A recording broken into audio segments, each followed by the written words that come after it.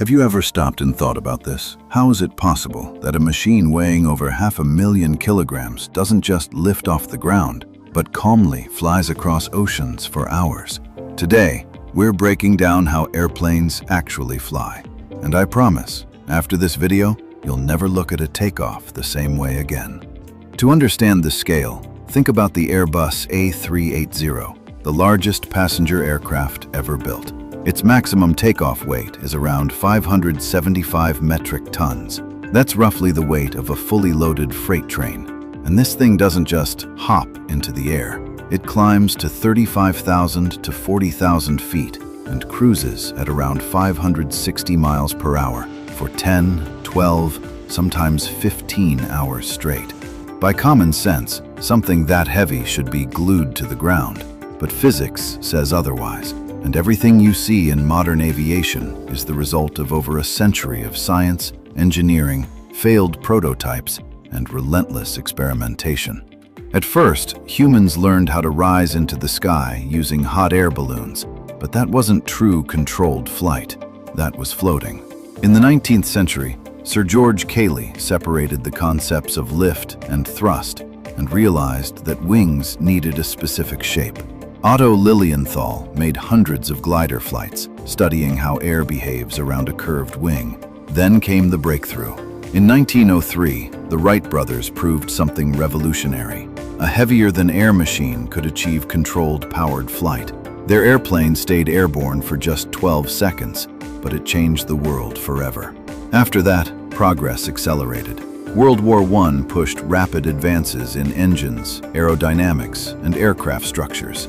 Metal airframes replaced wood. Designs became stronger and faster. In 1952, the de Havilland Comet became the first commercial jet airliner.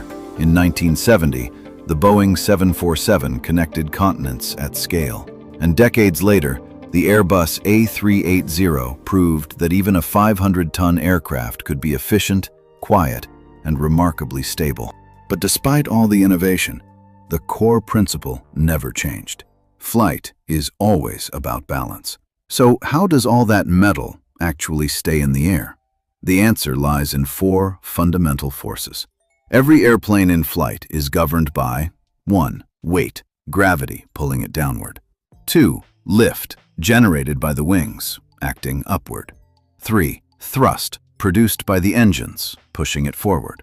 4. Drag, air resistance, slowing it down. Think of it like a dynamic balance scale. When lift equals weight, the airplane maintains altitude. When thrust equals drag, it maintains constant speed. The moment there's an imbalance, acceleration happens. If the net force points upward, the aircraft climbs. If it points forward, it accelerates. There's no magic involved, just forces in balance. But that leads to the real question. Where does lift actually come from? You've probably heard the common explanation. Air traveling over the top of the wing has a longer path, so it must move faster, which creates lift. That explanation is incomplete. Lift exists because a wing changes how air moves around it. A wing has a specific airfoil shape, curved on top, flatter underneath. And during flight, the wing is angled slightly relative to the oncoming airflow. This is called the angle of attack. As air flows around the wing, the flow over the top accelerates. Pressure above the wing decreases. Pressure below remains higher. That pressure difference produces an upward force. But that's only part of the story. The wing doesn't just create lower pressure, it also deflects air downward. And according to Newton's third law, if the wing pushes air downward, the air pushes the wing upward with equal and opposite force. Bernoulli and Newton aren't competing explanations. They describe the same physical process from two perspectives. Lift is the result of pressure differences and the downward deflection of airflow. That's what keeps hundreds of tons suspended in the sky. One of the key factors that determines how much lift a wing produces is the angle of attack. This is the angle between the wing's chord line and the oncoming airflow. When a pilot pulls back on the control column during takeoff, the nose rises and the angle of attack increases. That changes the pressure distribution around the wing. Air over the top surface accelerates more, pressure drops further. Circulation around the wing increases, and the airflow is deflected downward more strongly. As a result, the lift coefficient, CL, increases, and that means lift increases. But there's a limit. Lift doesn't increase forever with angle of attack. It grows only up to a certain maximum value, known as CL max. Beyond that point, the airflow over the upper surface can no longer stay attached. It separates, pressure distribution collapses, and lift drops sharply. That's what we call a stall, and this is where speed becomes critical. Lift is described by the equation. You don't need to memorize the formula. One thing matters. Velocity is squared. That means if speed doubles, lift increases 4 times. If speed is cut in half, lift drops to 1/4. And we're talking about airspeed, speed relative to the surrounding air. The faster the airplane moves, the more air mass flows around the wing each second. The more air it can redirect downward, the more lift it produces. That's why an airplane can't just jump off the runway. Before takeoff, it must accelerate until lift equals weight. At that exact moment, the airplane lifts off, not because it became lighter than air, but because aerodynamic forces reached equilibrium. We already talked about pressure differences. Now let's look at the same process from another angle: momentum. A wing doesn't just create low pressure. It creates a pressure distribution that causes the airflow behind the wing to tilt downward. This is called downwash. Every second, an enormous mass of air flows around the wing. Aerodynamic forces change the direction of that flow, giving it a downward component of velocity. And according to Newton's third law, if the wing gives the air downward momentum, the air gives the wing equal upward momentum. Lift is essentially the rate of change of momentum of the air. The airplane isn't sitting in the sky, it's continuously interacting with the airflow, redirecting it. But what happens when the aircraft needs to fly slowly, like during takeoff or landing? That's where wing high-lift devices come into play. If you look out the window before takeoff, you'll see the wing changing shape. Flaps extend from the rear, slats extend from the front, creating a slot. Aerodynamically, this does 3 main things. 1. Slightly increases the effective wing area, S. 2. Significantly increases camber, the curvature of the airfoil. 3. Dramatically increases the lift coefficient, CL. The increase in CL is the most important factor. It allows the wing to generate much more lift at lower speeds.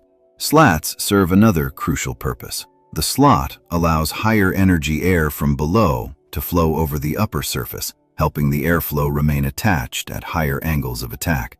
This delays stall. That's why aircraft can safely operate at much lower speeds during takeoff and landing. So why do commercial jets cruise at 35,000 to 40,000 feet? At those altitudes, the air is much thinner. Drag is lower. Fuel efficiency improves. Drag depends directly on air density. The denser the air, the more resistance the aircraft experiences. By climbing higher, the airplane reduces drag and burns less fuel per mile. There are additional benefits. Cold air improves engine efficiency. There are fewer weather systems and storm cells, less turbulence caused by terrain and surface heating. As fuel is burned, the airplane becomes lighter.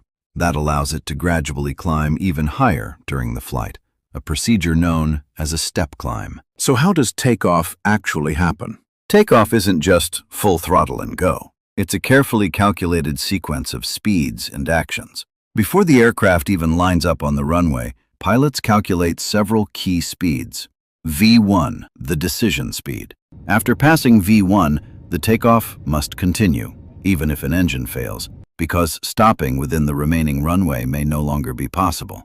VR, rotation speed. At this point, the pilot gently pulls back on the control column, increasing the angle of attack. The nose rises. Lift builds rapidly. Then comes V2, the minimum safe climb speed with one engine inoperative. This ensures the aircraft has enough performance and controllability to safely continue climbing.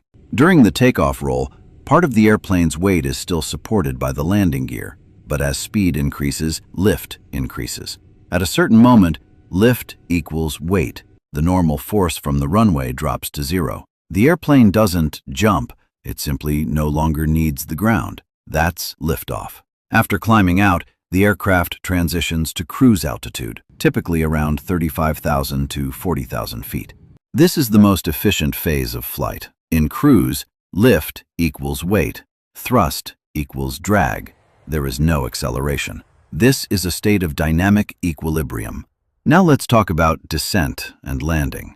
Descent is not falling. Pilots reduce thrust and manage the aircraft's energy. Lift remains present, but becomes slightly less than weight, allowing the aircraft to descend in a controlled glide. Before landing, flaps are extended. The lift coefficient increases. The minimum safe airspeed decreases. This allows the airplane to fly safely at lower speeds. Just before touchdown, pilots perform the flare, gently raising the nose. This reduces the vertical speed and softens the landing. After touchdown, spoilers deploy, destroying remaining lift. Thrust reversers activate. Brakes are applied. Lift rapidly decreases, and the aircraft's full weight transfers onto the landing gear. Every time you watch a massive airliner lift off, it feels like it's defying gravity. But it's not breaking the laws of physics, it's using them. Lift, thrust, drag, angle of attack, everything exists in precise balance. To me, that's the real beauty of aviation. Not magic, but exact calculations and respect for the laws of nature. And now I'm curious. Have you ever wondered how airplanes actually slow down after landing? I've already made a video about that. Check it out next.